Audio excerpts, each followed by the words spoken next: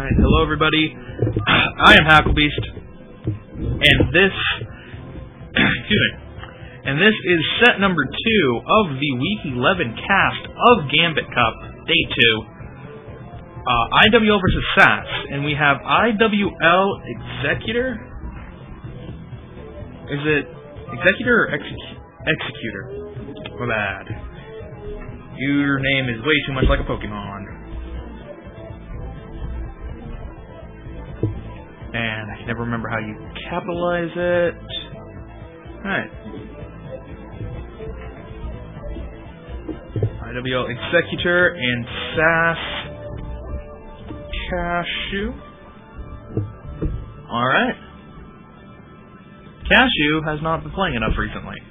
Cashew is a fun player to watch. Those colors are backwards. And Cashew. So, a PVZ on Aztec. Good stuff.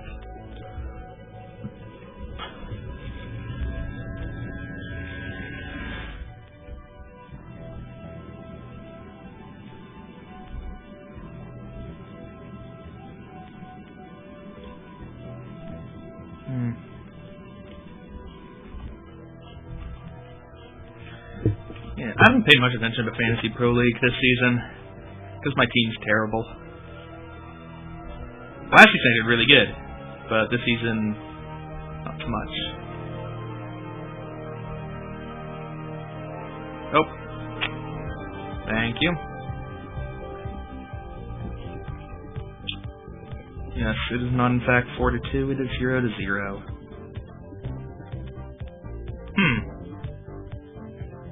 Well, that's an interesting way of walling on this map.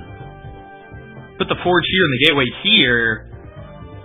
I guess this is tight, but this is a huge gap to have to deal with. That's like 4 zealots across, maybe? Unless he puts, like, the gateway here. But then it's like hole, hole, hole.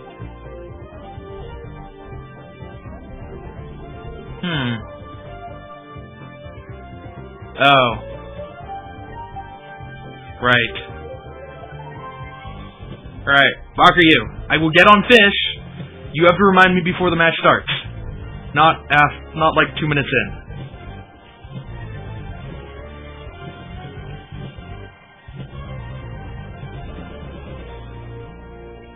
One, two. I think that is 4 zealots across, though.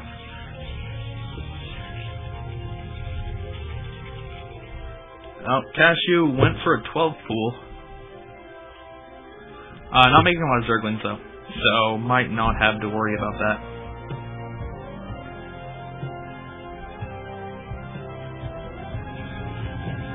You have? Oh. Well, I'm sorry. I guess I just didn't see it every game.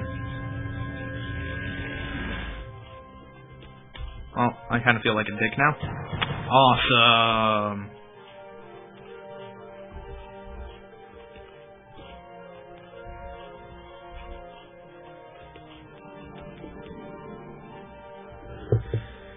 Anyway, Cashew getting his 3rd hatchery. Probably gonna get the 4th hatchery in here. Doing this on 3-player maps is very effective because you limit the Protos's options for expanding. The Protoss can take this one, obviously, and then take the mineral only, but it starts to get difficult taking one of the side expansions, and then you've taken 2/3 of the map. So you can't. It's hard to make a split map situation, and if it's not a split map situation, Zerg's pretty good in the late game.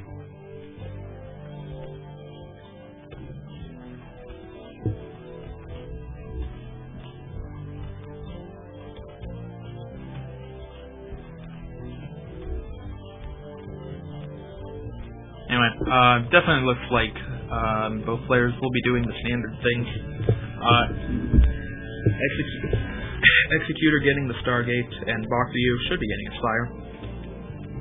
You would imagine.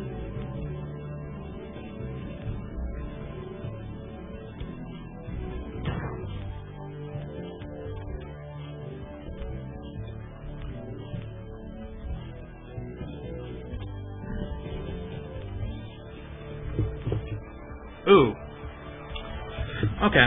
Cashew's going for a Hydralisk and before Spire. So, I guess Cashew's going to be doing something... Well, at this point, it kind of looks something rather similar to what Choosy did. Going for 4-hatch Hydra, but the difference being the positioning of the hatcheries. Cashew taking one expansion, while Choosy took two. Cashew took a normal expansion point, when Choosy took unnormal ones. Oh, whoops. I could not find that Zealot. I totally saw a Zealot, and then disappeared, but he's hiding, part off screen, part behind minerals. But he has been found.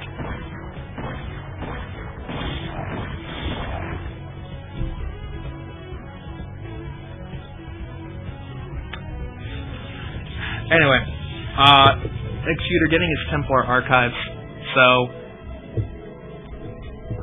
he'll be having some fast Templar out. Getting 2 more cannons, probably a good move considering that his opponent did not go for a Spire. Just want to make sure that there's not going to be any Hydralisk shenanigans.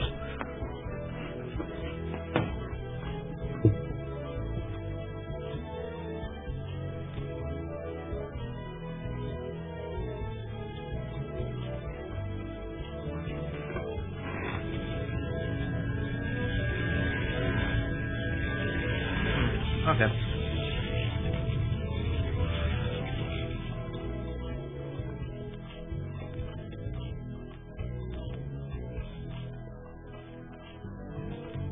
First Corsair is going to get the Scout off, and you can see that there's no Spire, and instead of the Hydralisk Den. Shouldn't be able to get Overlord kills just because the Hydralisk's already out. A lot of damage to be done to that Corsair. Really? Oh, I thought he was going to come back in again for a second. That would have been a mistake.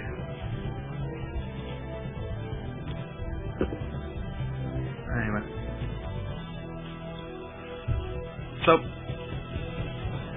Cashew's kind of doing a turtle style, but it's kind of weird to see him go for 4-hatch Hydra into turtle. Normally when you do 4-hatch Hydra, you want to be aggressive with it. He's getting lurkers. Yeah, he got a pretty fast lurker research upgrade, but I really doubt he's going to be offensive at all with them. Meanwhile, the Executor's slowly getting all of his tech up. Storm is just now finishing. So he's gonna eventually push out with a very fearsome army. But Cashew should have more than enough time to be ready to defend against this. Oh.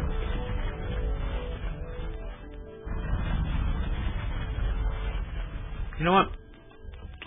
I like the style from Cashew.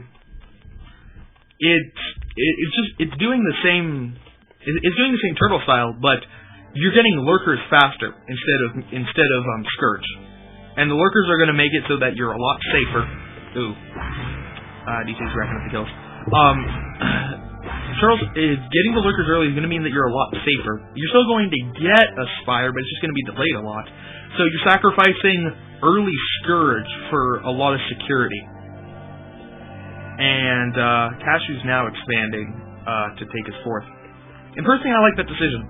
I think that Zerg can get a nice advantage when they find ways to delay their Spire.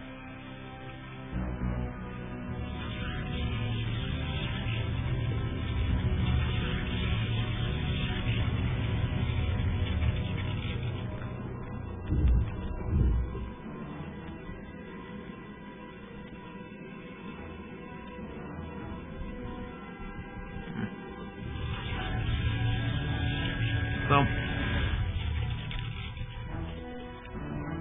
man, 4 base turtle Zerg. This force has 4 storms, but that's not really going to be enough to do anything. There's not enough muscle behind it to deal with the sunken colonies afterwards.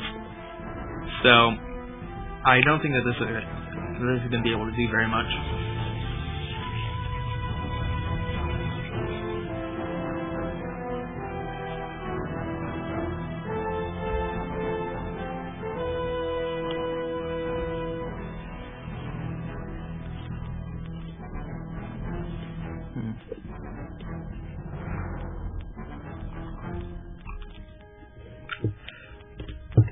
Executor's taking his mineral only, which is going to be pretty safe. Cashew's not in a position to be aggressive for quite some time, not until probably high finishes. And it looks like that's what Cashew is going for now. Queen's Nest is just finishing. So, gonna take some time to make the lair, gonna take the time to make either Defiler Mound or the Ultralisk Cavern.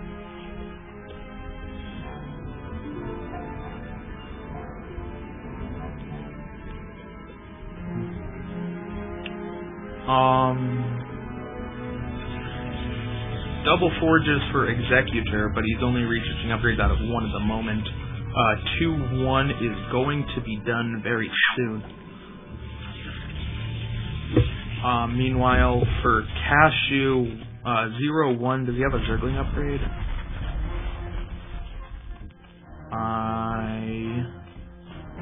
This is Zergling. Yes, so he did get the 1-1 for the Zerglings. And going to be a 2 melee attack, and then 1-1 for Hydralisks, once these 2 upgrades finish. And is Executor going to push out now? He does have some more Dragoons now, and Dragoons are definitely going to help take out the Sunkens, but I still don't think that this is going to be... Well, there's a lot of Templar. If he can get some really nice Storms, then that army will be enough, but Cashew does have his Lurkers spread out very far. It's going to be hard to get 2 with 1 Storm, much less 3, which was simply impossible. But... yeah, I don't think that Executor's gonna quite be able to make an attack count. If he is going for an attack, I think he's just moving his army up slowly by slowly to cover his expansions.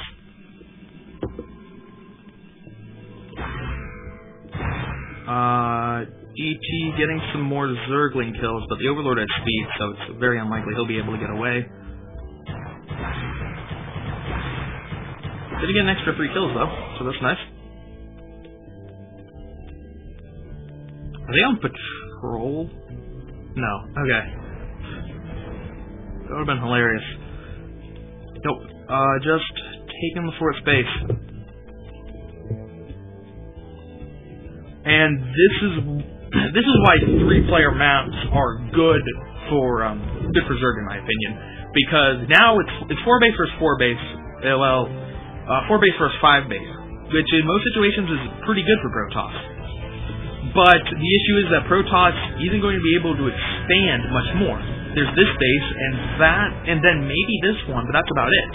Meanwhile, Zerg has this base and this corner, and this base is already on way, and then possibly the 2 inside ones if you want to go for that, although those are kind of hard to defend. And Zerg is just going to always be on more bases. There's no way that Protoss is going to be able to get a 50-50 split. Did he really walk a Reaver over? He really did walk a Reaver over. But the Reaver is having a hard time getting up the ramp. There we go. Oh. Nope. Oh, that hopefully didn't stop it. Kind of wanted to see it get stopped one last time. Alright. So, this time, Executor is going to push out. He's not covering an expansion with his army. This base isn't as defended, but that's still, how many? 6 Sunkens and 3 Lurkers? It's pretty good.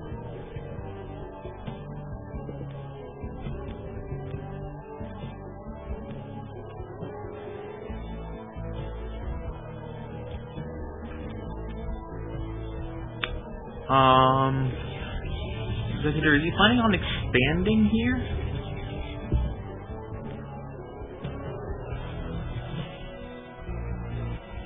He is going to expand there. Okay. So, or maybe he's expanding here. It's unclear at which one. Nope, he's going to take the center one first. Almost max for Executor compared to, actually, almost at even supplies for the 2 players. Finally, somebody's attacking. Executor is going to be able to take that out very easily. No defenses up yet. Now, what hive tech do we have? We have Ultralisks with 2/2. A Greater Spire. And drop. Alright, so we're going Doom Drop. That is a strategy. Guardians have been morphed, so Guardians will be able to take out some of the cannons in the back. And it looks like Executor is pulling all of his forces back. More Guardians being morphed is going to bring the total up to 6. I haven't seen the Corsairs out, so I don't think Executor has them just sitting in reserve. And now, the Doom Drop's coming in. There's a good number of cannons. Is he going to lose one of the Overlords? No. He does not lose any of the Overlords before the Hydralisk drop, and this base is going to be shut down rather easily. Doesn't even use Defilers in it. And Executor's going to have a hard time getting his army up. I think... Did he drop everything? Because I thought it was a little bit more loaded than that. Nope. He's just going to allow the units there to die, and he pulls back with some of his Guardians, but not all of them. He does lose one Guardian in the process. And he's actually going to be able to do some nice sniping. Ooh, Storm goes down, takes out 2 Guardians, Dragoon takes out a 3rd. So, Cashew is losing some of his Guardians, but I think he could play the game a little bit better here, of just the dancing game with the Dragoons. But nope, Storms are going to shut that down, and Executor definitely does have energy for Storms. He has not used... Those are the first Storms he's used all game. There are some Corsairs out. He did get +1 for them. Oh, he didn't get +1. Excuse me. I thought he did. Getting 1 Scourge hit, but not another. Now, Cashew is taking a 6th base? Yes, a 6th base. And that is a lot of Ultralisks. He has 2/3 for him. Ultralisk armor's on the way. Speed is almost done. So he's going to have 5/2 Ultralisks coming up pretty soon. He doesn't have any more Guardians. He might have actually sacked his Guardians just because he needs to clear up some supply. Cashew is just about maxed, compared to Executor, who is also just about maxed. Now, Cashew doesn't have any Defilers for his horde of Ultralisks. And he's actually banking a lot of money. He's going to have enough to make 10 more Ultralisks immediately once the battle goes down. Executor has a lot of minerals, not quite as much gas, but still has a nice bank of his own. As you would expect from a game with so few casualties on either side.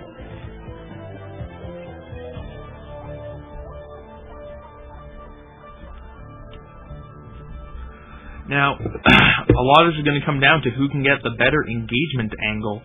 I assume... These Templar... Ooh, he did get the energy upgrade. Just finished a little while ago. So that's a good number of Templar. Gonna need some nice Storms. Is this gonna be the engagement? Is this gonna be the engagement? I think Cashew's gonna have a nice shot to get a good angle here, and he is going for it with some of his units. He's going out with it with all of his units, and no, Executor's units aren't all together. He has some of them moving down. So Cashew's gonna be able to do some good damage before Executor's forces all combine together, but man, that is a lot of Storms. All of the Zerglings going down creates a huge pools of blood, but the Ultralisks still have most of their health. Not much damage has been done to them. The Templars are storming as they retreat. That's some pretty good micro from Executor to get maximum number of Storms off. But in the end, he is just going to be killed. The Ultralisks with the 5/3 upgrades are just too much. Meanwhile, Lurkers are harassing the Assimilator, just trying to poke at it a little bit. While the Ultralisks do finish up. Cashew now expanding to both of the center expansions. These are going to be hard to defend. You need a lot of map control to keep the Protoss away from them. If the Protoss ever does attack them, there's no type of SimCity that's really going to make it safe. And a drop with the Lurkers. At least I assume that was a drop. I think the Overlord died. Just behind loses 1 Lurker, but does take out the cannon. So this Lurker is going to prevent mining for a good amount of time, not to mention already has a good number of kills. And Observer comes along, but only 1 Zealot's allowed to attack at a time, so Dragoons come to help out. So, Executor's still banking a lot of money. Cashew banking even more money. He's moving a lot of Overlords into position. Is he going to try for another drop, possibly? It might work out. He does now have defilers. Defilers are good.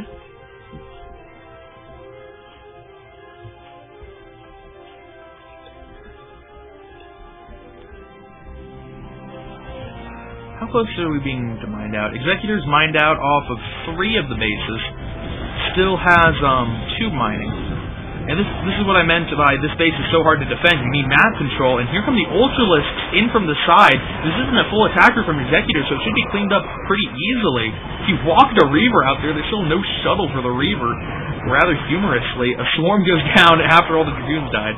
So a little bit of a waste there, but nothing Cash needs to worry about. Reaver out in the open. Okay. And now, Cash is going to be able to take out this base pretty easily, and once that base goes down, Executor only has 1 mining base left. 2 more Reavers being dropped in by shuttle. They're going to do a good amount of damage, but it's very unlikely they're going to be able to take out everything. Well, they're not being attacked, and stuff is going down slowly but surely. Storm's doing a lot of damage as well. Maybe these 2 Reavers are going to be enough. Along with the reinforcements from Executor. Yes, it does look like he's going to barely be able to hold on to this base. More reinforcements coming in from Cashew. 3-3 cracklings. Quite scary, but I think the 2 Reavers are still going to be enough. It would appear he has the capacity upgrade for him, so I don't think he's going to have to worry about that anytime soon. Or running out of bullets anytime soon. Scarabs are types of bullets, right? I can call them a bullet. I think I can. That sounds reasonable.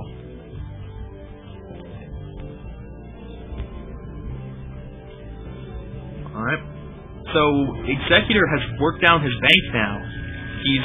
There's very few minerals. He's starting to mine gas, and... Why? Why do you have 5 Devourers? He doesn't have any air units!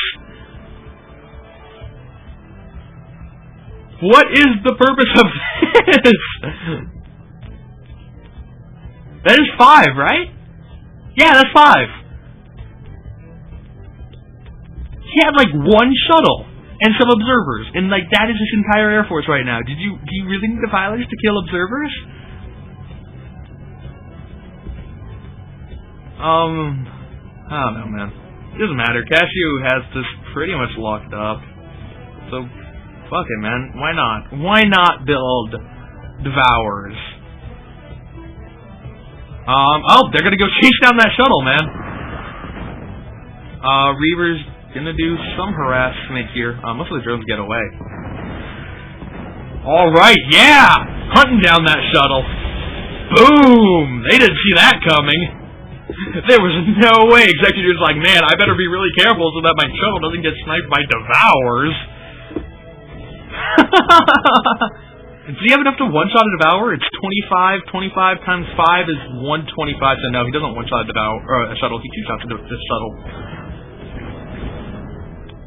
That's quite humorous. And this base is going to go down because Guardians are really good against Reavers and Cannons. And a Plague went down. I think Cashew is going to be able to take it out this time. His Reavers aren't. He doesn't have Reavers in quite good. Oh, there are 2 Reavers on the high ground though. So maybe Cashew won't quite be able to deal with this. It looks like it's going to be pretty close from either side, but Cashew is banking so much money that he's going to be able to remax very quickly. He has enough money for 10 more Ultralisks if he so chooses to invest his money in that way. Meanwhile, Executor is at 11 minerals and not getting any more. He has been stopped mining at his 4th and is mined out everywhere else. And now the Reavers on the ramp are being taken out. The Devourers forgot they cannot shoot ground, so they're going to run away now. Oh, they were attacking the Corsairs. Oh, that's nice. Man, look how slow they shoot now. See, for those people who were like, Guardians don't change attack rate, it's like, or Devourers don't change attack rate, it's like, boom, there's your proof, man.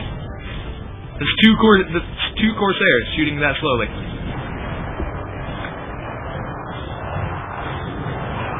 Anyway, Cashew has no more gas, so I assume he did make 10 Ultralisks. Oh, those are Mulisks. Ultra, GG. Alright, man. Cashew takes the first set. And that's why Zerg is good on 3-player maps. Because you do that. That game summarized my entire thought on ZVP on 3-player maps. Like, very well. Except for the Devourers.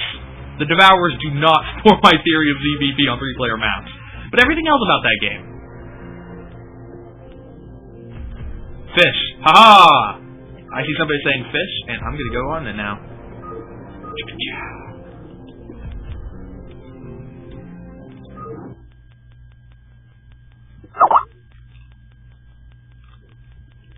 Boom. B-Day what to it.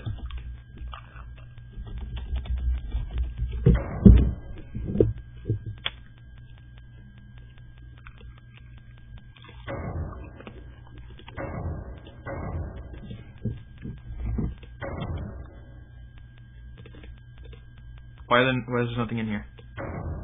Oh, right. This file does not exist anymore. I need to go and put the folder in the different folder.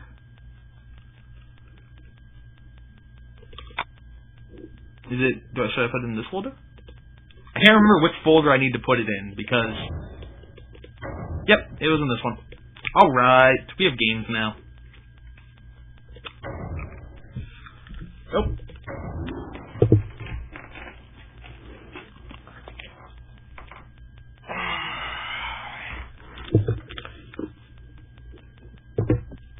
So, game number 2 on La Mancha.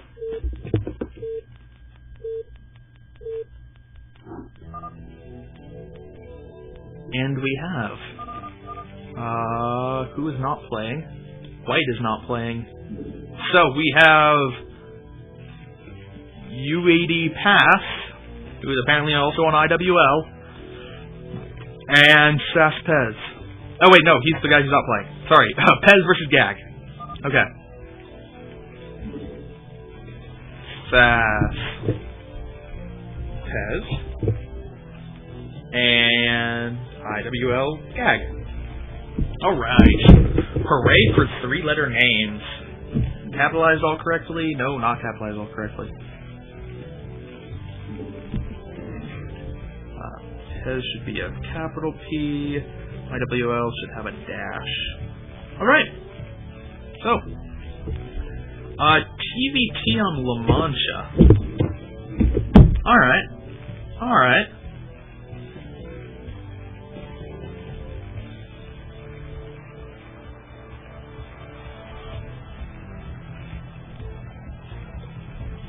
So, Pez is a Hungarian Terran, and Gag, I'm pretty sure he's Russian? I want to say he's Russian. You know, that's a safe bet, because most of IWL's team is Russian. So, I'm going to say he's a Russian Terran. And both of them are pretty good. Yeah, both of them are pretty good. So, I think this is an evenly matched game. To be honest, I haven't seen a lot of Pez's stuff. I've seen him around, but I haven't actually watched a lot. Mostly because I don't get to cast Sass or Hungary in Nation Wars very often. Leg. Probably meant lag. But I like to think that he meant leg. I alt-tapped.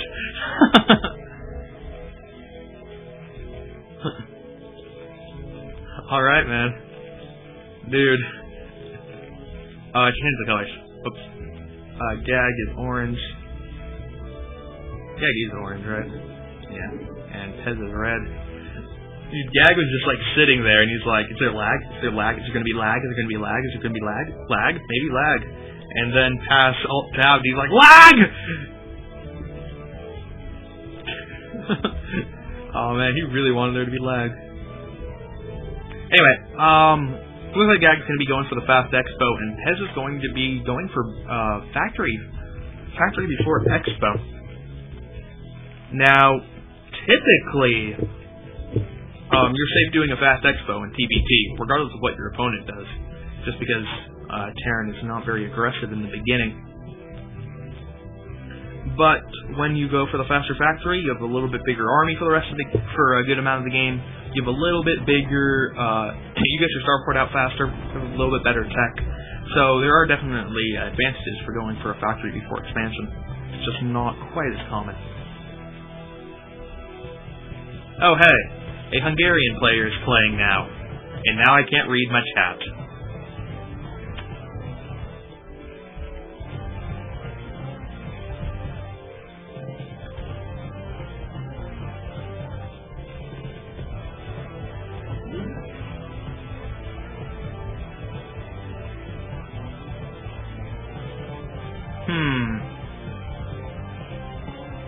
I guess, does that define reading?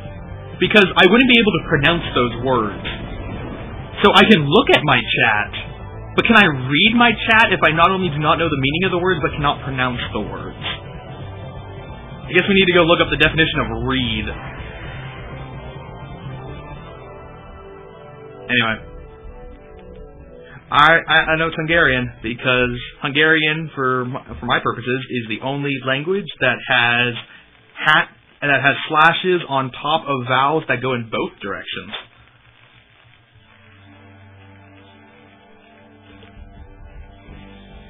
At least I think they go in both directions, right?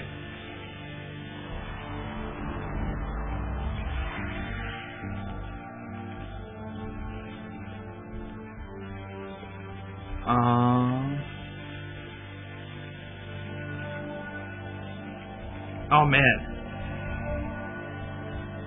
I always forget this.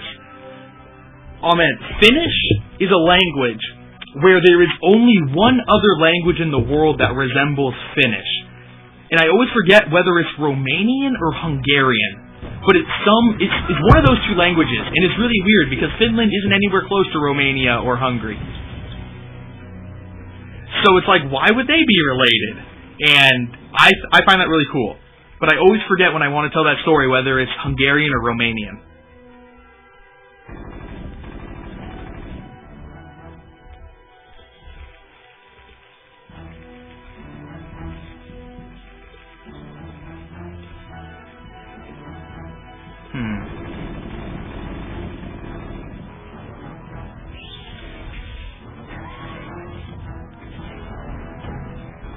Anyway, I'm getting way too distracted about the Hungarian language. Pez went in, but Piag already has 2 tanks out, so the 2 tanks are going to be able to deal with Pez's army. Pez almost lost his siege tank, though. He's going to lose it anyway. Not sure why he didn't keep bringing it back. He would have been able to get away. So, interesting decision. Gag building a starport and getting his first wraith out. Meanwhile, Pez is not going for a starport. Instead, he's going for 2 factories. He has an armory up, but he's not actually getting the Goliath yet. He's going to need one of those kind of soon.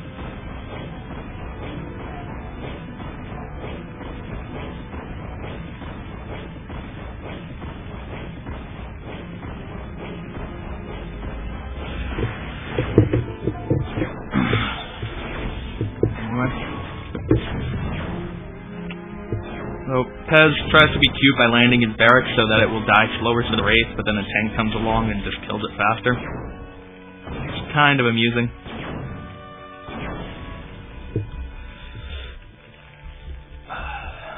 Anyway, it looks like Gag's going to be content to just have more siege tanks than his opponent, so he doesn't need to worry about anything on the ground, and then try to do something with his air force. There are 2 Marines here, and despite how bad Wraiths are, they do actually beat Marines one-on-one. So 2 Wraiths will kill 2 Marines.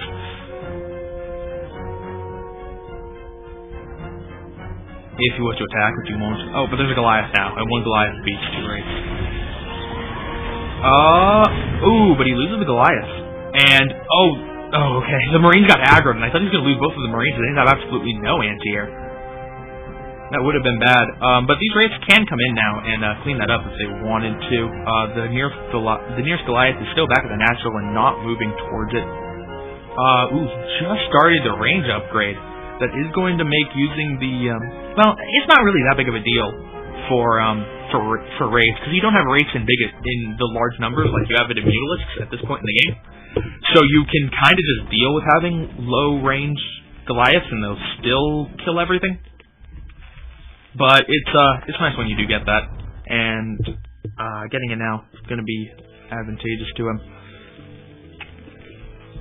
Looks like Gag really doesn't want to continue with his wraith production though. Just getting the 2. And transitioning into lots and lots of factories, up to 4 now. Pez also has 4, or is he just still at 3? Now throwing down numbers 4 and 5.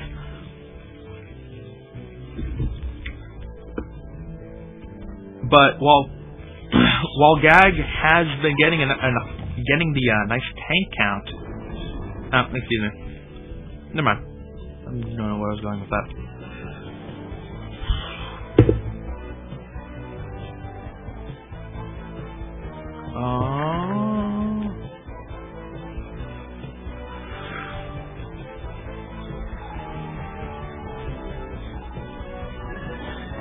That Wraith's gonna die.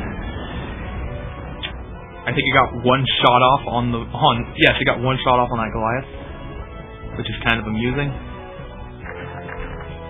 And well, gonna chase around the vulture a little bit. Now shoot the tank. Is there a Goliath coming? A Goliath is now moving out.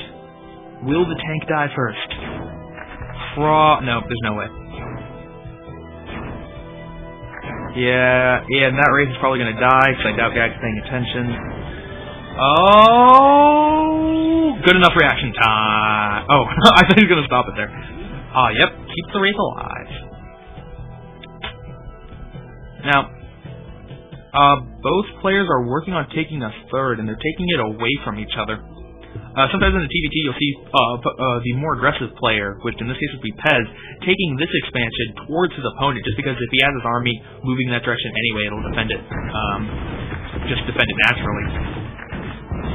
But instead, taking the far away one, and this is the risk of taking a far away one, is Vulture Grass is going to be rather effective against it. Gag is going to try to kill the command center with vultures, but that's not going to happen. And not going to try to kill the tanks with vultures, but that's not going to happen.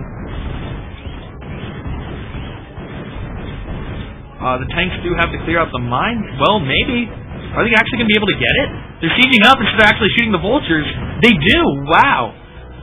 I did not think that was going to happen. But the vultures do kill the command center. So that was about how much the vultures cost. And Pez runs like kills 3 tanks into mines. Oops. Dropship dropped off. Whoa. Oh no, my keyboard broke again. Pause. Oh, I can't pause. Oh, I can. That's the pause. 2 minutes timeout while I change my keyboard.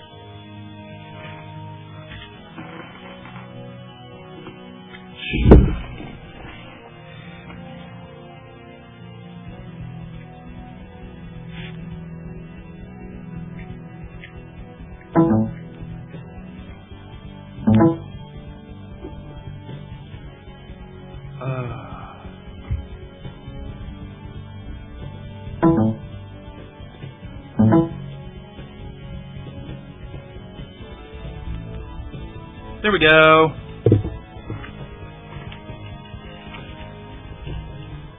And we're back.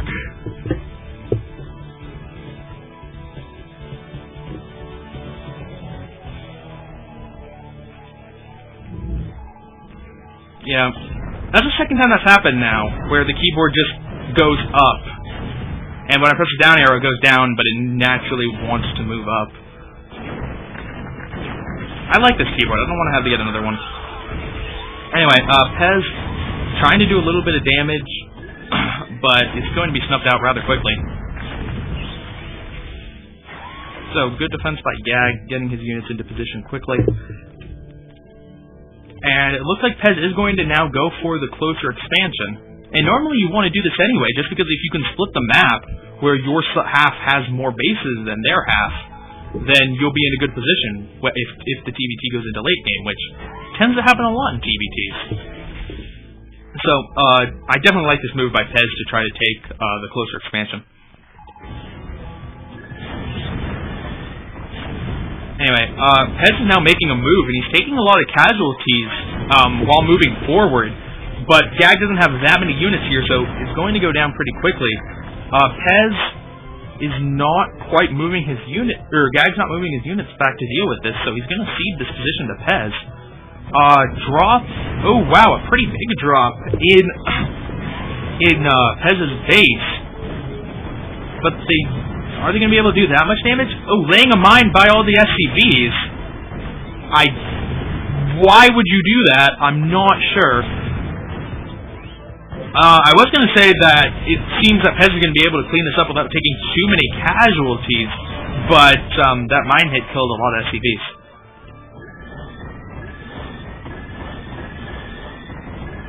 Not quite losing the dropship.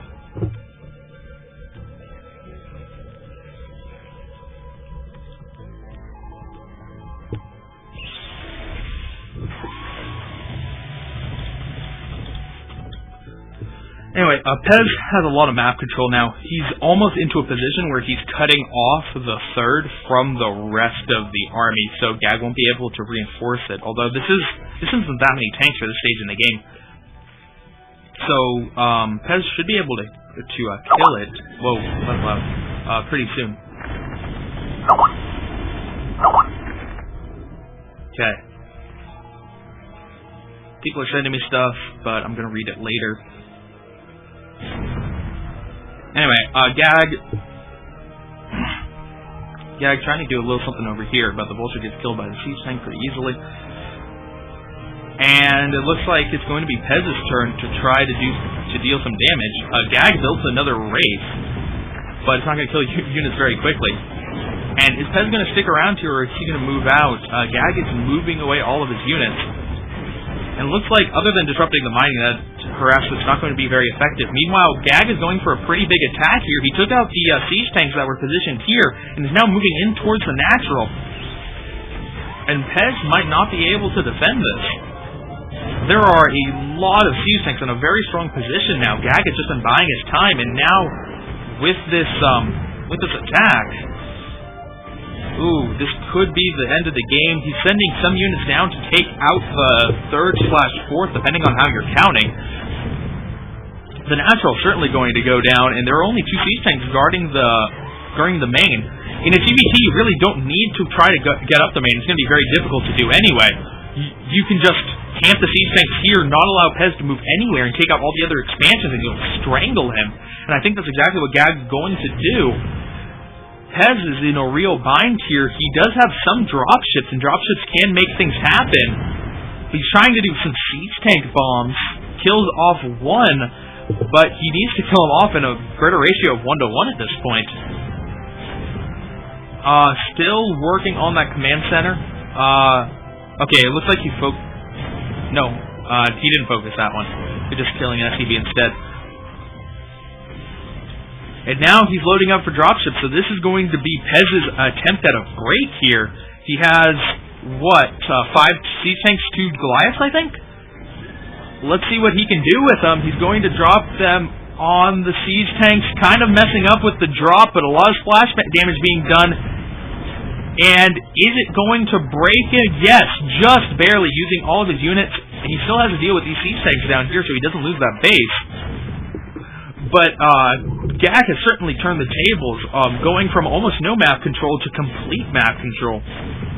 Taking bases down here, he's made some nice expansions, and it looks like he's going in. Oh, very big mistake, losing 3 dropships and only dropping off 1 siege tank. That's certainly going to hurt him, but at the same time, he has finally stopped mining from this base. So Pez is now only mining off of 1 since his main is mined out. He's trying to rebuild his natural. This Spider-Mine's still here. And I think that Gag just has enough stuff that he can move through this, not even going to bother to siege Pez has invested so much in dropships, but he doesn't have the units to work with the dropships, and now he's behind so much in supply, and so much of the supply is in dropships. Pez is going to GG, and IWL ties it up 1-1.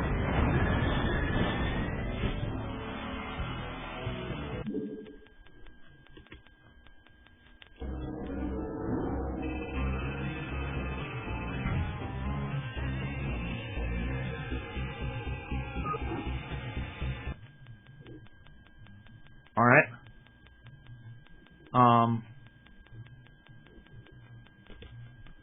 Okay. So, going in to game number 3. 5WL versus SAS. Yeah, let's do that. And hey, good news for me. I broke my record for most viewers. So yeah, making progress. Anyway, getting back to the exciting stuff, we have lots of people. Brown versus purple. Zeraki versus Fapman. God damn it. Zeraki and Fapman. I think we need to force this guy to change his name, because I do not like casting this guy, because it's hard to say his name with a straight face. Really hard. See, and now I'm making sexual jokes.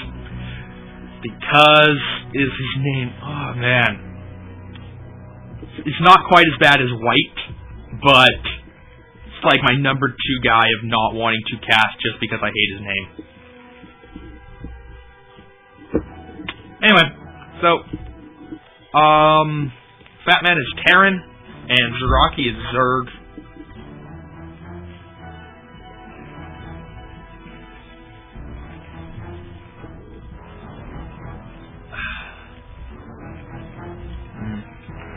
Alright. So, TBC on this map is dominated a lot by Mutalisks. Mutalisks tend to do a lot of damage, short flight distance, the ability to defend pretty easily if the Terran attacks you afterwards, and the top and the bottom mains are very vulnerable. Now, the Terran isn't in one of those spaces, so Mutalisks won't be as effective as it could be, but still, overall, this map is very friendly for Mutalisks. And Zeraki has some good Mutalisk control, so I would expect to see that from him. Going for a 12 pool. Wait, what's this? No, this wasn't a 12 pool. This is an overpool. Going for the overpool. And expanding behind it.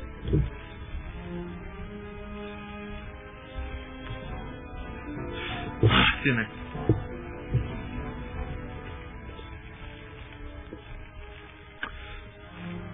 Oh, we'll see what a Terran can do against this. I wouldn't be surprised to see the Terran not go for a fast expansion. Just because 1 Rax FE is the standard Terran thing for any matchup. But on this map in particular, it can be very, very beneficial to get out some early Marines.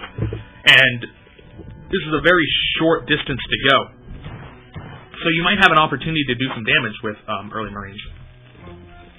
It does appear, though, that Fatman is attempting to save up money to throw down the expansion, so he will be going for 1 Rax FE.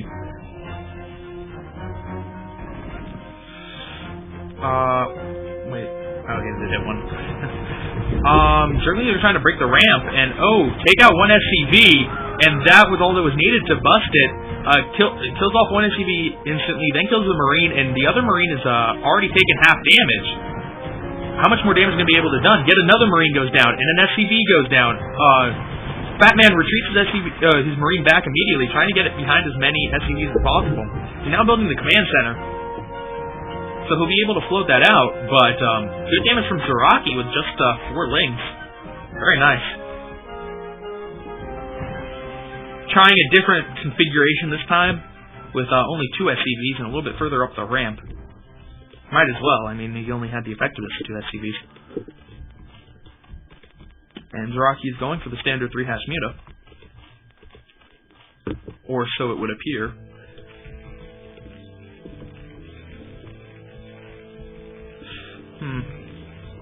Okay. Fat Man's getting his refinery before the second barracks, so probably going to go for some faster tech. Might be going for mech. A little bit too early to tell, but I would not like mech on this map. I really think that you're quite vulnerable in the beginning against the Mutalisks, and your opponent's almost certainly going Mutalisks. But there's certainly other things you can do with the faster gas. You can go for the fast +1, which might be what he's going for. You could also go for drops or something like that.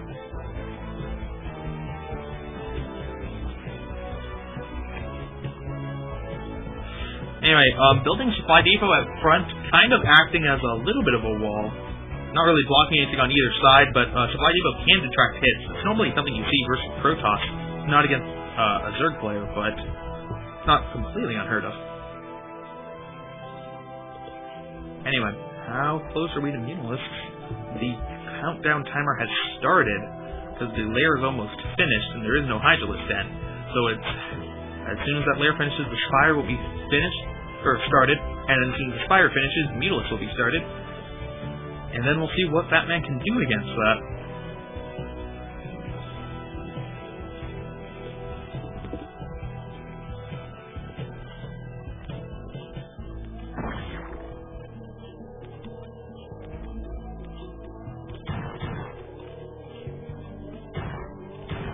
Alright. Fat Man does see that the Spire is going down.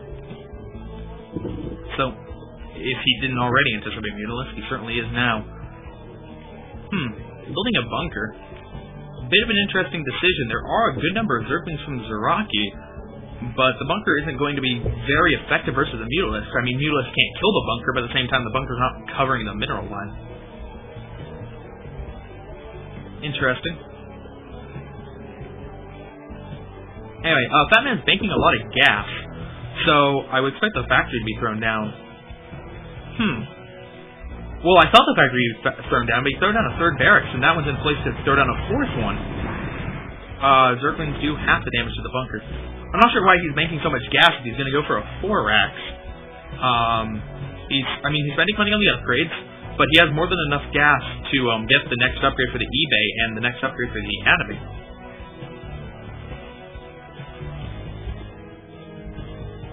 Interesting. Anyway, Zaraki's Mutalisks are about halfway done now. Fat Man is getting his turrets up ever so slightly too early, but I like it when players go for the ever so slightly too early turrets, because there's nothing worse when your turrets are ever so slightly too late. And how many is he going to build? 4 in the natural, and only 1 in the main, though. This is a trend you've been seeing recently. Players not distributing their turrets evenly between their main and their natural, building far more on their natural than defending their main mineral line. That's a weird position for the turret. Anyway, we'll have to see how it works out for him. Zaraki's completely bypassing the natural. I didn't even think he scouted it. And going directly into the main. Oh, parking Mutalisk in what could have been a very bad spot. Fat Man almost getting the drop on him. But flies away just in the nick of time, picks off an SCV to boot. And now, well, we'll see what Zaraki can do. This seems to be pretty well defended from the turret perspective, but there aren't Marines in a good position. I think he might be able to snipe a turret or two with Zerglings and then move in with Mutalisks afterwards. That might be a very effective tactic. We saw that earlier today from Cole work out rather well. But no, Zaraki's going to ignore the turrets, go for 2 kills, and then back off. Meanwhile, getting to the factory now, he still has a good amount of gas. He might have been able to cut gas for a while, but once you move later into the game, it's not bad to have a reservoir of gas. So, that's not going to be an issue. Anyway, Mutalisks are going to be able to pick off that supply depot for free, and that's kind of the reason why it doesn't make a lot of sense in a ZVT, but whatever, it's only a supply depot. And Uzuraki needs to be so careful here, because while the Marines are spread out, if he doesn't have immaculate Mutalisk control, he could end up losing 3 in less than a second. Uzuraki has taken a third. Is that? No, that's just an Overlord. And he's already going for hive, so a very fast hive for Uzuraki. Without lurkers? No, he is getting lurkers. But the Queen's Nest finishes before the first lurkers do. And it looks like Fatman's now going to start to move out. Where are the Mutalisks for Uzuraki?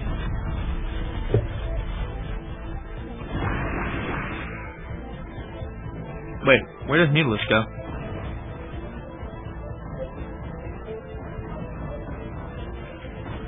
There they are.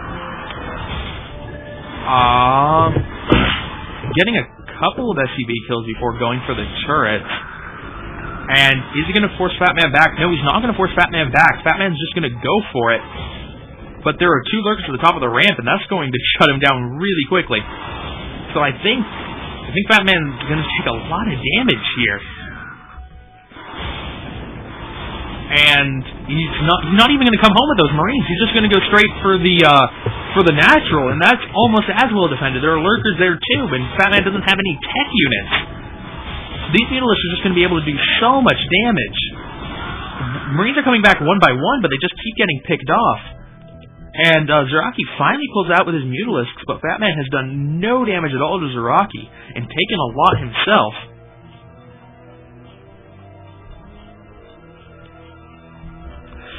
Now, oh man, Fatman is behind in supply by 13. Not good in a ZVT matchup at all. But here comes the attack. You're going to be able to pick off a good number of free Zerglings. And he's scanning. It looks like he's going to go for it against the lurker field, but focusing only on the Zerglings. Does he have enough Marines? He did catch it at a good angle, but here come more lurkers from behind. I think Uzuraki should be able to kill them. They pulled back at the last moment. He did lose a good amount of Marines, but killing 5 lurkers at this stage in the game is very good. So it might have been okay. Gonna do a little bit of damage on the back end.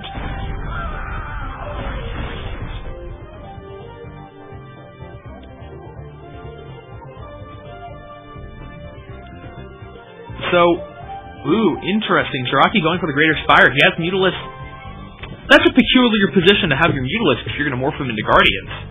Because the first targets are here, and if you're here, then that means Marines here are more than in range to attack you. Normally you want to put your Guardians up here, so that you can hit stuff and still be almost out of range of your Marines. So kind of peculiar that this is going to be the spot to morph them. Uzuraki might move them later. Also, you're only shooting at supply depots. But we'll see. Uzuraki's going to go for an attack, and he needs to be really careful here. No, pulling back before he loses the lurkers. That could have been very bad if he decided to actually engage. But Fatman has a lot of Marines at the moment. But it looks like Uzuraki's going to be able to do a lot of damage to the lurkers, and Fatman's not microing at all. And Uzuraki's going to even pick up and move away with the last 2 lurkers. And he's lost 60% of his Marine force, and all that are left are heavily damaged. Very nice by Uzuraki. And the Greater Spire is now done. So, is Uzuraki just going to morph them here? He does have the gas for it. It's 100 per. Yes, he's just going to morph from here. I guess he can take out the supply depots unless he's going to fly all the way to the mineral line and... Oh, no way. I don't think that quite sees. Oh, wow.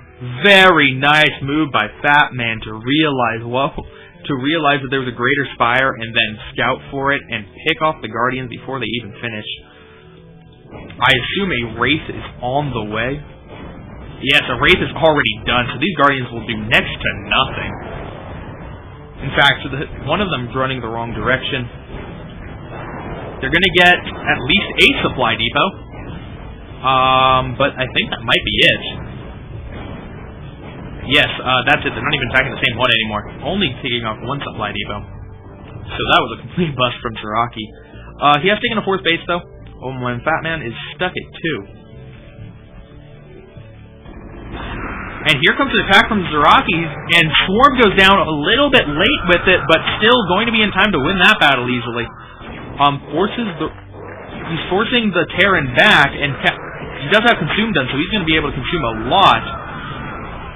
Nice trail of Swarms, but the Lurkers are very far back, and the Zerglings aren't doing a lot of damage without them, but here come the Lurkers now, going to get into range to burrow. Fatman does not have any tanks at all, so it's just down to irradiate from the science vessels, because the Wraiths aren't going to be able to do very much.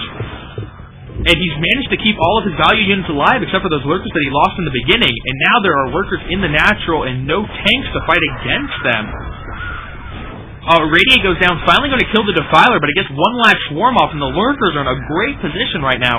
This is going to be hard for Fatman to hold off. He has 2 science vessels, neither with enough energy for irradiates. And I don't think he can quite force a lift on that command center. The Lurkers do not do very much damage to buildings very quickly. But he's getting some good kills. He's killing some SCVs just with an incidental splash. And he's also forcing Fatman to get in a really bad position. Fatman's going... What do you... You can't... I don't know why he's going for it. But he GG's, because he just couldn't deal with Lurkers in his name. Or his natural. Oh. Nice game by Zaraki. Bringing it 2-1 for Sass.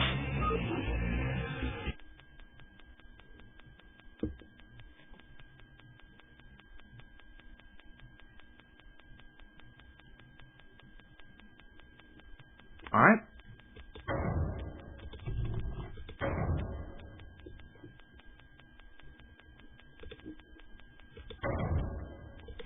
So, set number 4, Sass versus IWL. Let's get into it. Ooh, on Blue Storm.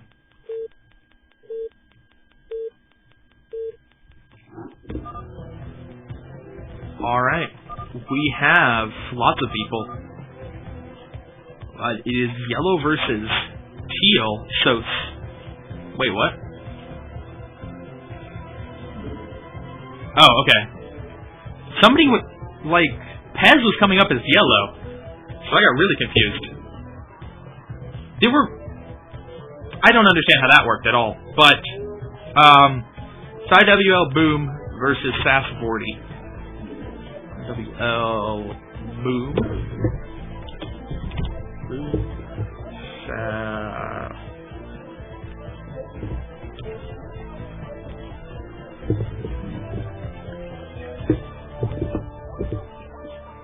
You know what? I'm gonna throw this out there. Sass has my favorite. The Sass roster is my favorite roster of names. They're all 2 syllables or less.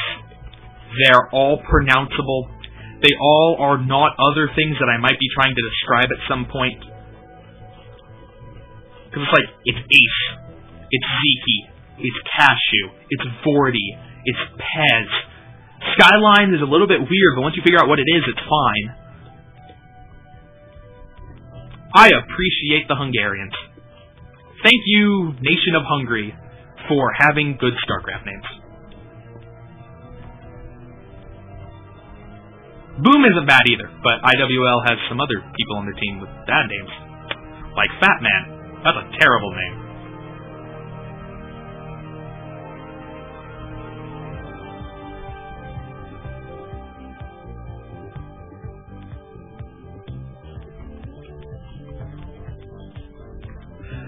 Anyway, so a TVZ on Blue Storm. Interesting. Well, we'll see what each player has. Dealing with early Zerg aggression can be kind of difficult on this map. Mutalisk aggression is very easy along this cliff, and it's hard to stop Zergling. It's hard to stop Zergling lurker stuff coming in from both directions. So we'll see what Boom's able to do. He's setting up a wall.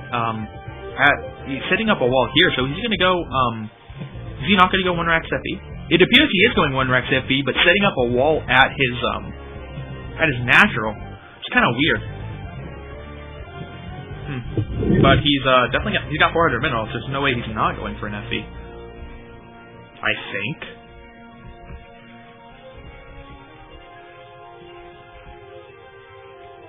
I mean, he keeps not having enough now. He's setting up a wall here. Okay, this one's got to be the one who's building it, right? Yeah, he's gonna go here and build it. Okay. So yeah, there's gonna be 1 Rax, FE, and Vorty with a good number of early Zerglings, hoping to catch his opponent off guard, but Boom is very cautious about this.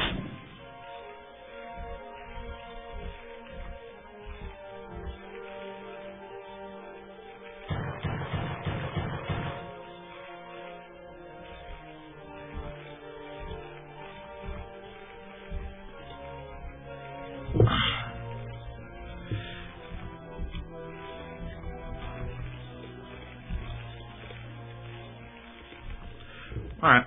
Anyway, Vorty got his expansion up after the 9 pool, going down a 3rd at the same time, getting the lair now, so should be seeing some 3-hatch Mutalisk.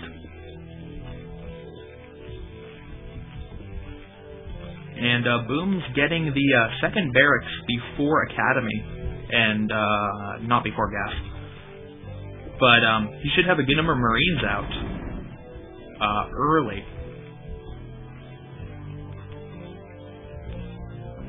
On this map, Marines aren't going to help you a lot against the Mutalisks, just because there's so much ground for the Marines to try to cover that it can be rather difficult.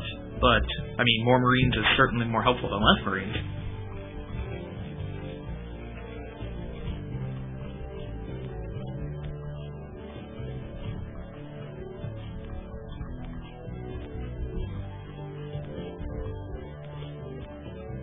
Vorty's building a lot of links.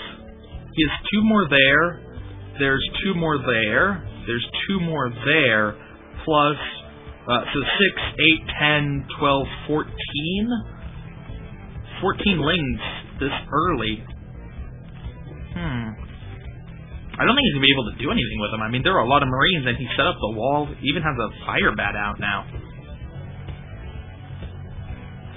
But we'll see. Once the Mutalisks come out, he might be able to do some good damage. I don't think the scan. Nope, the scan did not catch the Spire either one. So nice placement by Vorty to keep that hidden. But looking at everything else he has, Boom should be anticipating Mutalisks incoming. And just to pick off 2 SCVs, the Marines are a little bit too far back, and stimming forward, gonna kill off a couple of the links. And, ooh, the Marines are going very far out now. He was being so cautious before, and now all of a sudden he's being very aggressive. Is he going to go for some kind of very early attack? It appears he is. Vorty does have a good number of links. He's building Sunkens. He is building Sunkens. I think that Vorty's going to be fine, although the Sunkens do have to attack up a ramp. That's not going to help at all. Mutalisks are not going to be a factor in this, as the Spire isn't quite finished yet, so the Mutalisks certainly won't pop in time. I don't know, I think this is going to be actually pretty close. He's not building a 3rd Sunken, so he's counting on 2 Sunkens and a handful of links against a ramp. And the Marines too, but mostly the ramp. Well, we'll see. Firebat uses the ramp to not die. But Boom's pulling back. He scanned it, so he knows what's there. Maybe he wouldn't have been able to defend against the Mutalisks afterwards. He does not have very many turrets, so that could be a factor, but I think that he might have been able to do some good damage if he had gone for it. Anyway, Zerglings, once again, trying to go for some economic harass, killed almost immediately. Only managed to get 1 SCV kill.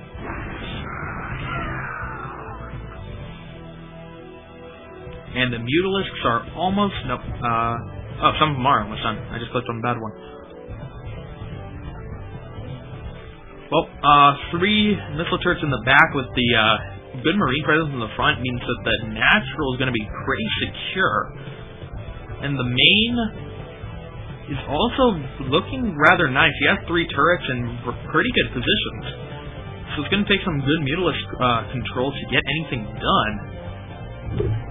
Will Vorty have what it takes? Looks like he's going to dance with the Marines out in the front instead. That's also going to be a tough order to try to pick off some of them.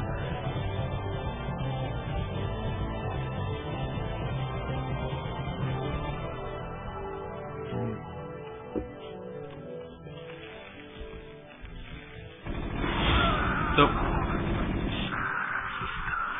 yeah, I'm not sure if Vorty's going to be able to do anything with these Mutalisks. I mean, there are enough Marines that he's not going to be able to pick off things that take a long time to kill, and there are missile turrets in all the right positions. Killed the SCV making the starport, but I don't think the starport's actually going to go down before the Marines get back, no. So he delayed the starport a bit, but not that much. He's taking a lot of fire from these Marines, actually. He's lost 3 Mutalisks, 4 Mutalisks already. I don't know why he was so aggressive with those Mutalisks. It's not as if he forgot about them because he was continuously microing them, but he took a lot of damage. A lot of them were almost dead, and he lost 4.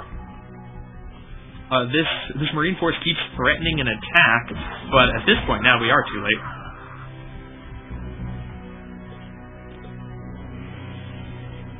Meanwhile, Vorty has taken a 3rd. A little bit harder to take bases as Zerg on 2-player maps. And the Marines fly directly over the Marines. The Mutalisks fly directly over the Marines. I think I bet Vorty thought he was going to win that battle, but he couldn't do it. The Marines do have +1. And Vorty's going to lose his 3rd now. He tries to run the drones away, but they're not going to stay hidden for long. Boom's going to take that out. Now, Vorty already lost all his Mutalisks, so he's now down to Lurkers for defense. He does have 4 coming out, which is good. 6 coming out, which is going to keep him safe, but it's a Zerg on 2 bases. It's not where you want to be. Looks like Vorty wants to try to take this hidden expo, but Boom's already there trying to take a hidden expo. So, are we gonna have a drone on SCV duel? It appears nope. Vorty doesn't want it.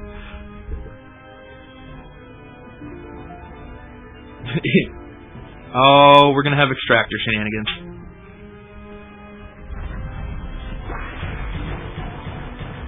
Well, looks like Vorty does really want to take that base, but Boom knows about it. He's sending his force down. There are some Lurkers here, but they're in the wrong position.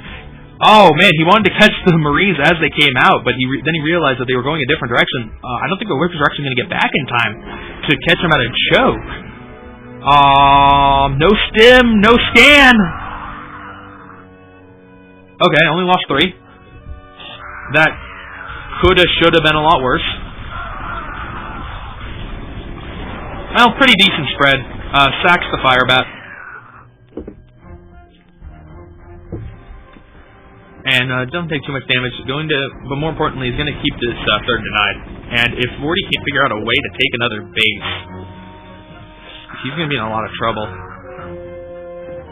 What is Boom's tech looking like? He has siege tanks with siege mode researched. Science vessels are on the way. Unknown at this point. Oh, he already has one out. So he has nice tech that he's just not using. Drop in the back of the base. It looks like the Scourge didn't quite get there in time. And they did a lot of damage. Oh man, now Marines look like they're trying to threaten the front at the same time. Lurkers need to be pulled back to deal with this. He's going to lose the spawning pool even. Oh, Overlords don't have speed, so that's going to go down pretty quickly. Now finally Lurkers are coming back. But one of the Lurkers dies, and another Lurker dies, and there's only one, and it's out of range of most of the Marines. So Boom has done amazing damage with his force. 8 kills, 6 kills, 9 kills, 10 kills, 9 kills, and Vorty leaves the game. Wow. I mean, Vorty was behind, but damn, that dropped it a lot.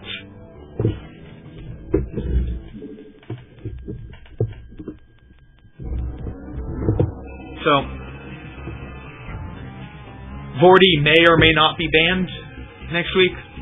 I'm not the ref, so I don't get to make calls on that. Just keep that in mind. There were people banned on Friday for not GGing. So, we might have some bans coming! Yay! Anyway, if there are bans, I'll probably be told about it. But we have more fun stuff to do now. We have game number 5. Series is tied 2-2. Ace match looking very likely at this point.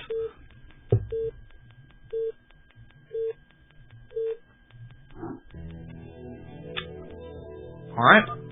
We have Bandy versus Ace.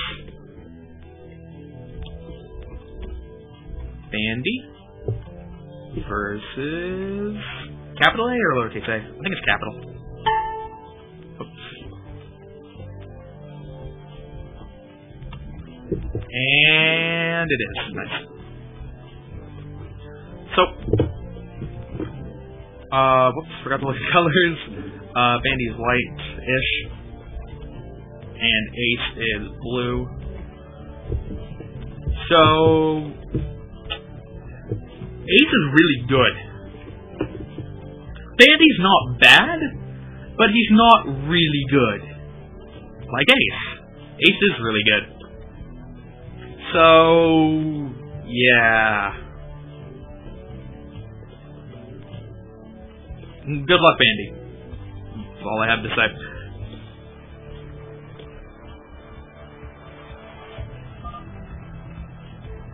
From Russia. Boom, knew that one. Fun idea to go. They're all from Russia. Anyway, Ace, both players not going for the 9 pool, so a 12 hatch at this point would be the best build from both players. See if either one does it. Nope, Ace goes for a 12 pool, and Bandy will be going for the 12 hatch, so Bandy is going to have an advantage, a little bit better of an economy, and the spire timings are still going to be rather similar. But Ace is very, very good with unit control, and in this scenario, excuse me, Ace's Zerglings will be out first. Bandy will be forced to pull a couple drones, and it's very likely that those drones will get sniped.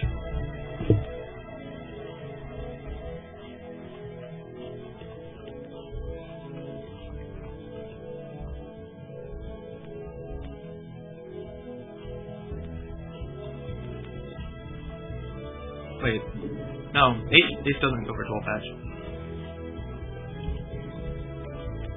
Yeah, I stopped reading the chat.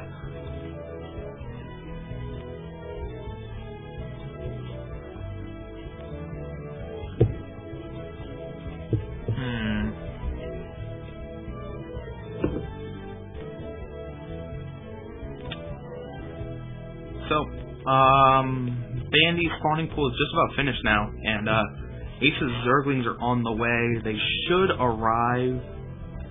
Are they going to defend instead? Ace hasn't actually scouted his opponent yet. Although he apparently knows where his opponent is, because both Overlords are going in the same direction now without heading towards the opposite corner. So, Ace will get there and see that it was a 12 hatch, and he's going to move out with the rest of his lings. He in fact got an extra 2, so both players up to 8. Yeah, both players going for the extra Zerglings immediately. Which is good. You do need Zerglings to defend against that. But Bandy's not going to be forced to pull any drones. And Ace isn't even going to bother to push the issue. So Ace is just going to continue on with the game with a very slight economic disadvantage. What's the supply count? 18 to 26, but Bandy has an Overlord out. Now it's 21 to 20. So yeah, essentially the same.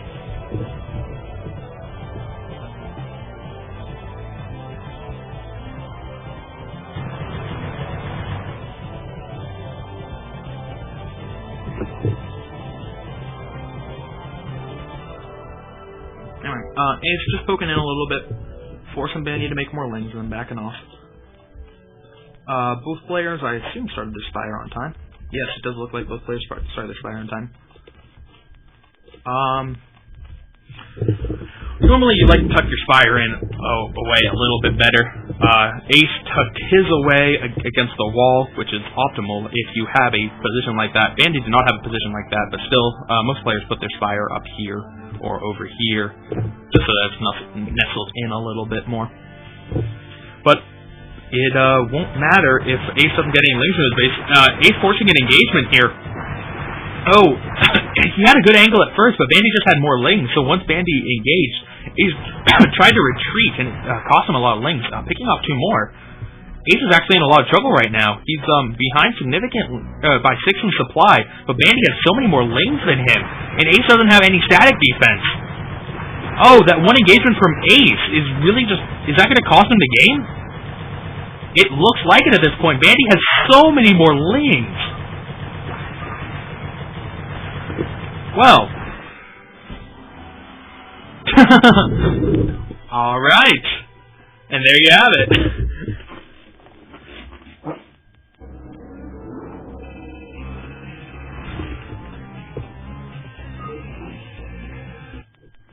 So, I know who Sass hasn't said yet.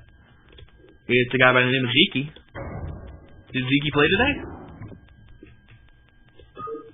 Sass needs to win to force an Ace match. IWL can close it out, but I think it might be just Zeke needs to win 2 games. And no, Zeke's not playing today. Never mind. We have Sass Skyline versus IWL Finito. Alright.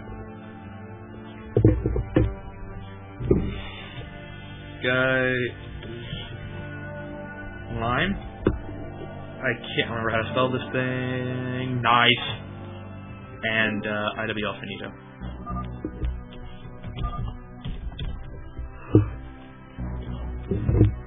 Alright. Skyline is blue. Finito is white. Same colors. Liking it. And we have a TBZ on Electric Circuit. Interesting. I like this matchup. I don't know what he said either. Anyway, two pretty good players. Not the quite top tier of what their team has, but both solid.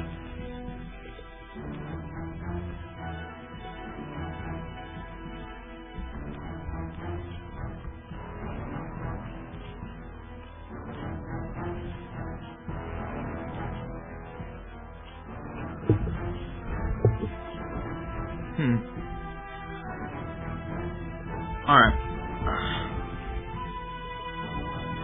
Anyway.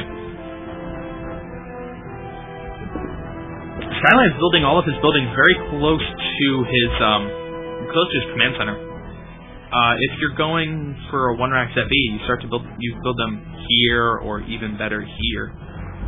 So it would appear that Skyline's not going for a 1-rack ZB.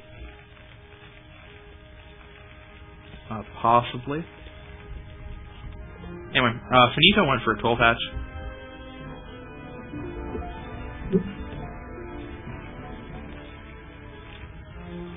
And nope, never mind. Skyline.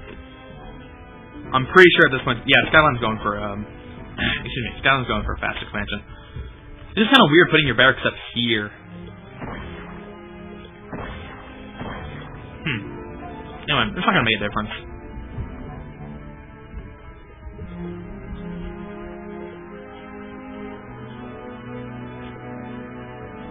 Will Finito save up enough lings to... He'll probably go 6 just to... He might not. We'll see. I mean, there's no kind of wall here, so if there's just one Marine standing out and Finito goes for 6 lings, he might be able to do some damage to start off the game. And it looks like Finito is saving up some larva. He's up to 3 now. Actually hasn't quite finished yet. And Spawning Pool now finishes. What is he going to build with them? 2 sets of Zerglings only. Alright. Oh, there's the 3rd set. But also throwing down a 3rd and a 4th set of Zerglings. So he's going to get a lot of early Zerglings. Now, Skyline isn't set up to defend against Zerglings. Building a supply depot there is going to help a little bit. Very slightly, but not much.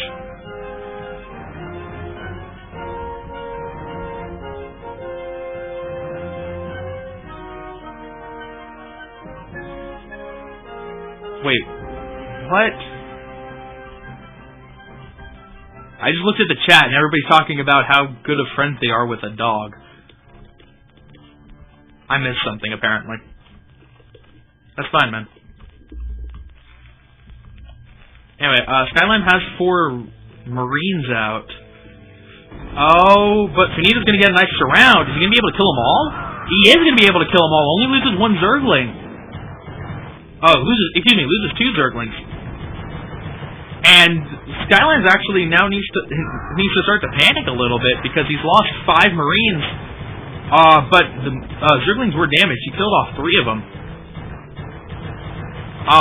1 Marine coming back up, and I think there are enough SCVs that they shouldn't be able to get back to the Marine. Not quite. Well, there's 1 left. He doesn't have enough health to do it. But that was a pretty good attack from Finito, taking out a lot of Marines and even an SCV or 2.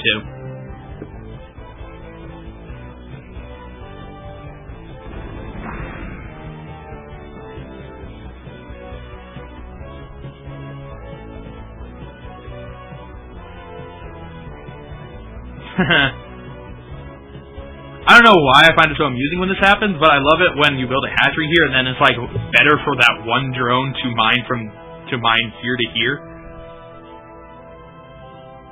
But apparently Finito stopped it because it moved here for a second and then came back down. Kind of amusing.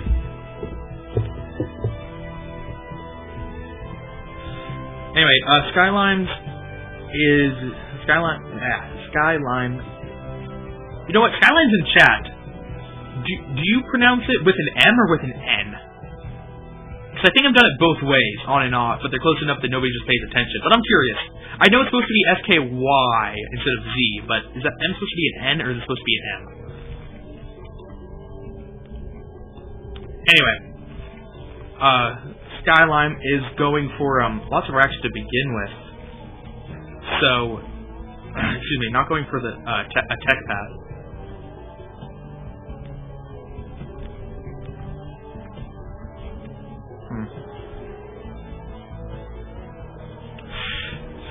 No. Anyway, Tucson is being thrown down in kind of a weird position because one doesn't really cover the other one. Interesting. But there are a lot of Zerglings out for Finito, and that's going to be able to clean it up. Skyline didn't attack with his full force at once. I don't think he was expecting that many Zerglings to be out. So Skyline's going to lose his initial Marine force.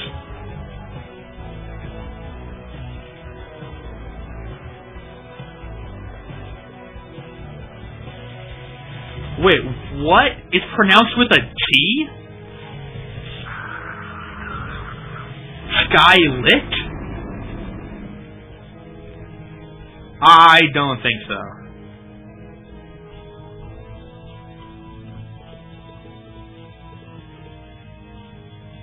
Anyway, Finito's Mutalisks are out. He already has the Hydrolist stand down, so he'll have some pretty fast lurkers behind it. Probably won't be reinforcing the Mutalisks at all.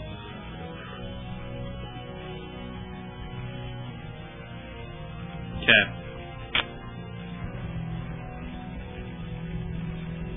You know what, man? If you had told me you wanted to pronounce with a T, I would have done it that way. I would have been fine with that. I don't care, man. It's your name. Anyway, first Mutalisk is coming in, and Skyline does not have a lot of defense up. He hasn't finished with his turrets, and he doesn't have a big Marine count because he's lost so many in the first Zergling attack and then the Marine counterattack.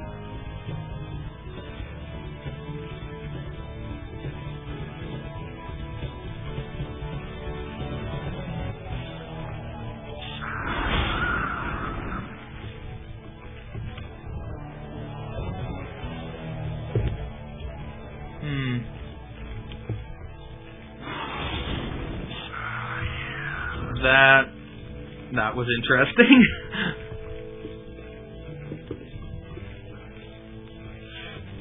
You would think Finito would be able to close this game out. He seems to be having some problems with his Mutalisk Micro, though. Like a lot of problems with his Mutalisk Micro.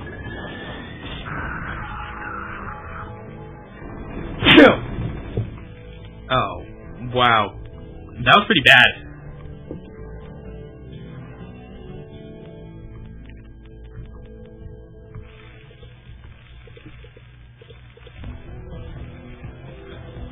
You know what, man? I think I'd do that too. If I was like trying to micro Mutalisk and I miss like 5 shots in a row, I'd just be like, you know what? I'm done with Mutalisk for this game, and just pull them back. I'll wait for Guardians. It's fine.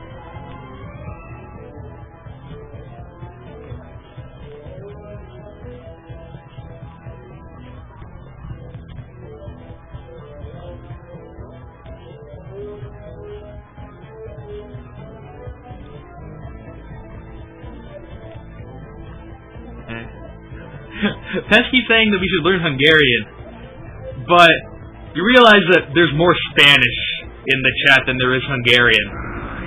I mean, not... Oh, wow, that was bad. Not during a SAS match, but there are more Spanish people out there, and they speak Spanish in the chat more frequently than the Hungarians do. Hungarians were second. But then again, if you're going to learn a language purely for StarCraft, it's probably going to be Korean to begin with. So, like, yeah. Hungarian's third in my list of languages I'm going to learn for StarCraft, behind Korean and Spanish.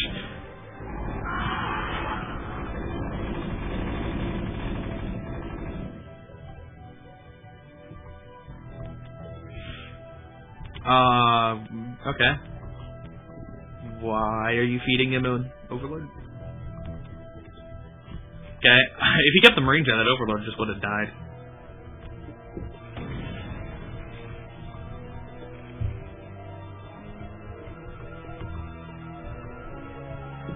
Anyway, I thought Finito was ahead, but he's done absolutely nothing with his Mutalisks, and it's not as if he's gotten onto a whole bunch of bases at this point. So I think Skyline's pretty much evened it up. And Skylines can take a third anytime he wants because of the backdoor expansion.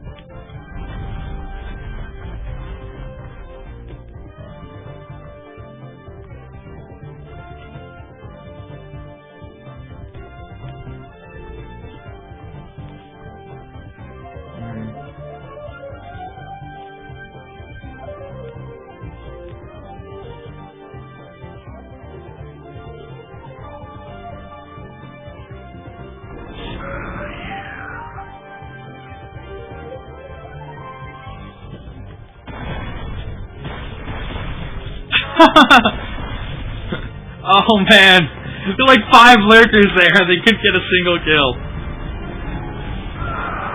That was quite amusing.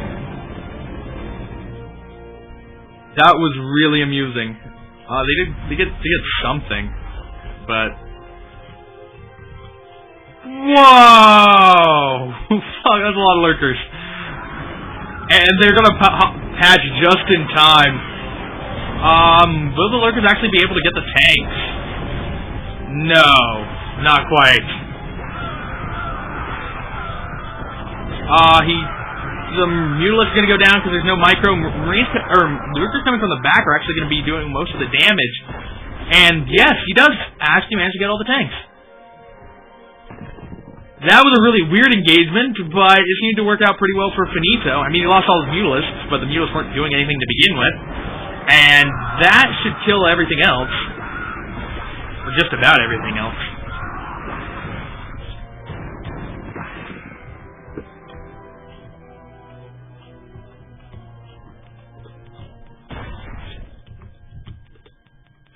No. I thought he was going for that.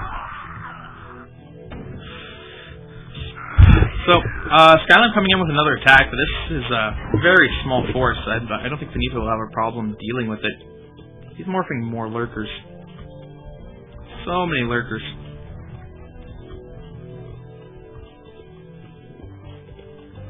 He does have Hive Tech out. Got the Defiler getting consumed. So he will have absolutely no problem dealing with what Skyline has. Although, Finito's pretty poor economically. He's got... This base is horribly saturated. There's only 5 guys on minerals. And this base is like 6 guys on minerals. This base has a little bit more, but Finito's really struggling economically. So Skyline might just be able to outproduce him.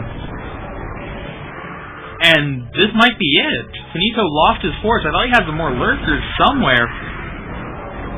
But, oh no, the Defiler doesn't have Consume. Consume's not done, so the Defiler is going to die. Both Defilers are going to die without being able to get the Swarm down. And that might be it. Oh man, is that going to be it for Finito in a really ridiculous game? I think it is. He's going to lose his natural. There's some lurkers coming up from behind. Well, they're going to be at least be able to take out the tanks. I think. Yeah, they should be able to take out the tanks. Not quite. Still one left. But he lost all the drones at his natural. He pulled a couple of them away. But the hatchery's going to fall, and there's a good number of forces still here. More tanks rolling in. The Defiler still doesn't have enough energy. And no GG!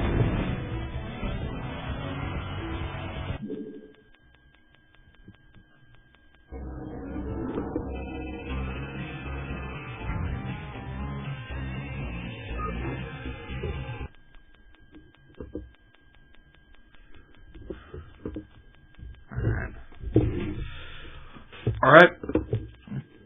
So, we're going to ace match. We'll get to see who uses ace for both. I actually don't know who's going to be it for either team. IWL, all their players are about of the same caliber. It's not like they have one superstar above everybody else.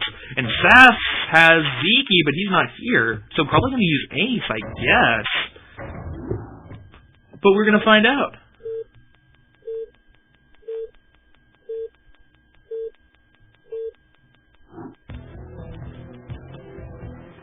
And we have Ace versus Gag. Alright.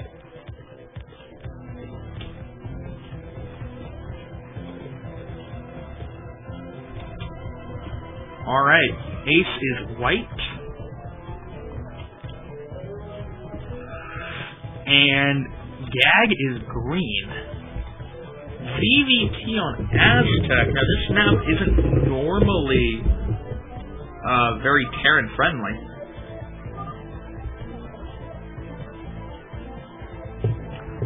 But we'll see, man.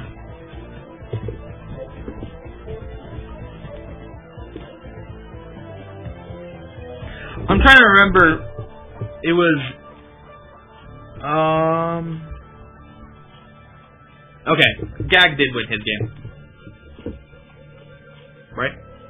Yeah, Gag won his game and Ace lost his game. Both mirror matchups though.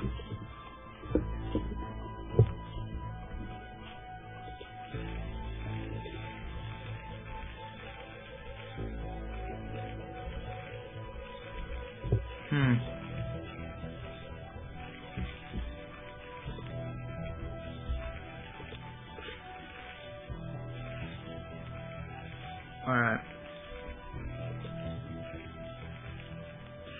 So, this is a reverse ramp map. Ace isn't a player who likes Hydralisks a lot, so the reverse ramp probably won't come into play. Or at least not until significantly later into the game. But looks like Ace is going to go for the 12 hatch. Good, safe stuff from Zerg. Unless you want to get out those early Zerglings, which most Zerg players don't want to try to win the game that quickly versus a Terran.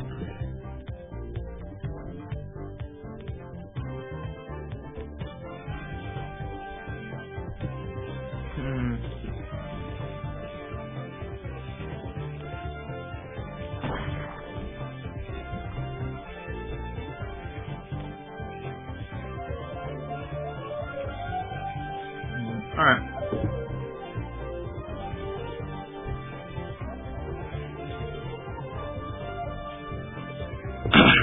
Sorry.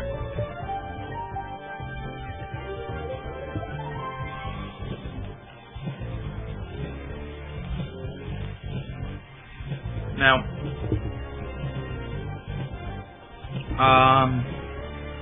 if Gag's gonna go for the 1-rack Cephei, as what would be expected from a Terran on this map. I don't think he's gonna go for a variation with a lot of Marines in it. Oh no! Oh, he figured it out. Alright. I don't think he's gonna go for a variation. I don't think he's gonna go for like a 4-axe off of it. I think he's gonna play it rather standardly. And then Ace plays almost everything standardly. So, that's my prediction for how this game's gonna turn out. Ace has to throw down his 3rd hatchery. So, probably gonna be 3-hatch Mutalisk. Almost certainly gonna be 3-hatch Mutalisk.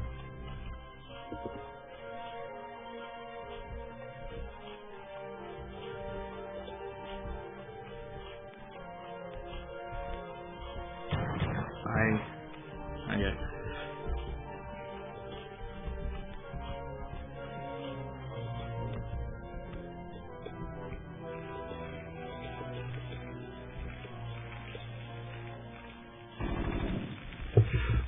Excuse me.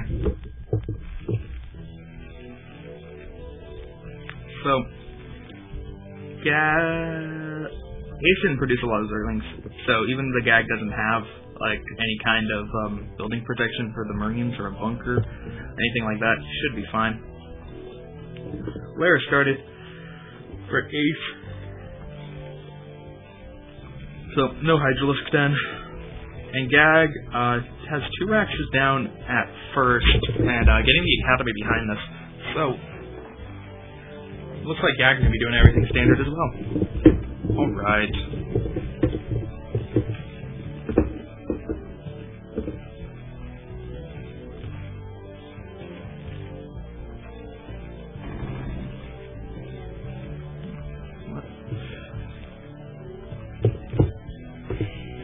So, man, I wish I had something to say. Ooh, Ace is going for a Hydralisk then. I was wrong. Alright, Ace is going to go for some fast lurkers? Interesting. Now, there are some good places to put lurkers. If you can get a reverse contain, you've essentially won the game. And at these junctions, you can do a lot of damage with lurkers. Interesting. That's weird, just because Ace is so good with his Mutalisks, it's weird to see him not go Mutalisks. But we'll see what he's able to do.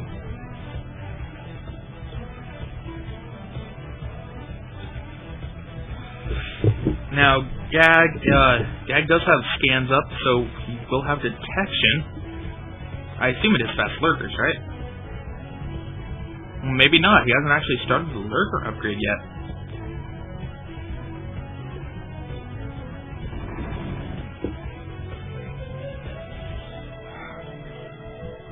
Is this like an anti-mech build?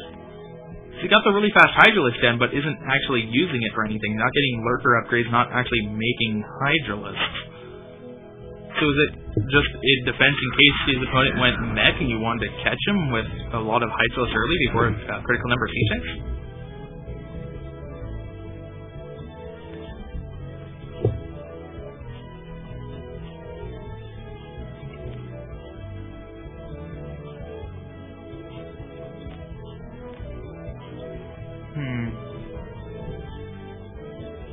Anyway, well, Ace is going for Mutalisks, and his Mutalisks are on the way.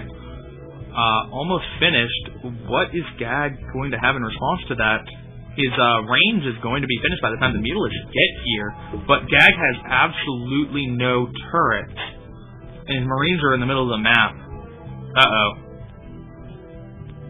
Oh, I think Ace can do a lot of damage here.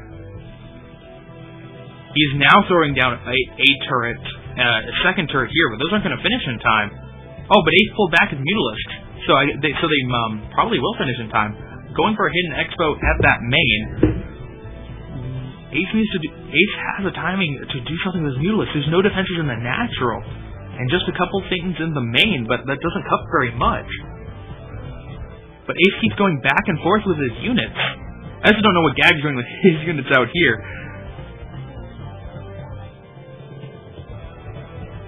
You're gonna attack, right?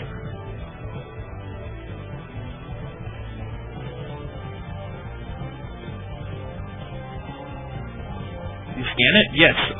Okay. Gag has scanned this hatchery, so he's now gonna use his Marines to attack it.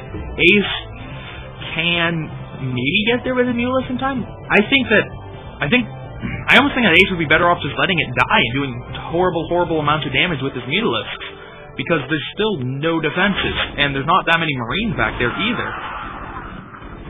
But here we go, Ace's Mutalisks loses 2 already.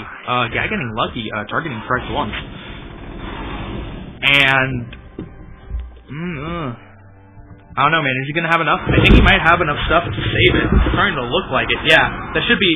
He should have enough firepower to just muscle through it. He's gonna save his 3rd, but Gag does know that it's there. He can come back at any time, and Gag is not taking any damage. ZTP is not coming anywhere close to Gag's base.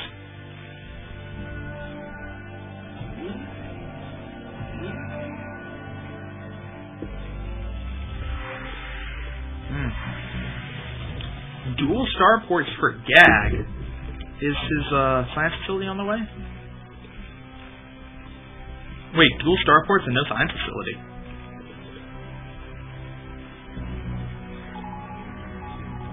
Why doesn't he have a science facility?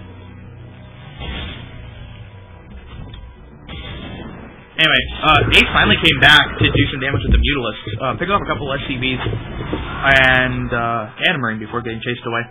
This force from Gag should be able to kill off Ace's expansion. There's no way he's going to be able to get back to defend it in time. I don't know why he has 2 starports and not making anything out of them. Starports are expensive. Anyway, here comes the attack from Ace. There are 2 bunkers out front, and the bunkers are going to go down. Not many of the lurkers have died either. Gag's army's on the other side of the map, and they're taking out the base, but I'm not sure if they're going to be able to get back in time for the natural. And, oh no, lurkers at the top of the ramp! Game over! You can't beat this! It's invincible! Mutalisks coming in to take out the siege tanks too. One of the starports has been lifted, the other one's still not making anything. I don't know what he was planning to make out of these starports, but there's a science facility. So he had a science facility in mind, but he was just very late with it. He had the money for it. I'm not sure what was up with that build, but he lost. And Sass is gonna eke it out 4-3 over IWL. Interesting series. Alright then. Thank you all for watching. Like Sale, we don't have much. I also do not have much to cast this week. So the next time you'll see me is for next week with more Gambit Cup action. So thank you to the sponsors, Twitch TV, Nerbopolis, and Prowler. Thank you to the organizers, A1 Game, and thank you to all the viewers. See you guys next week.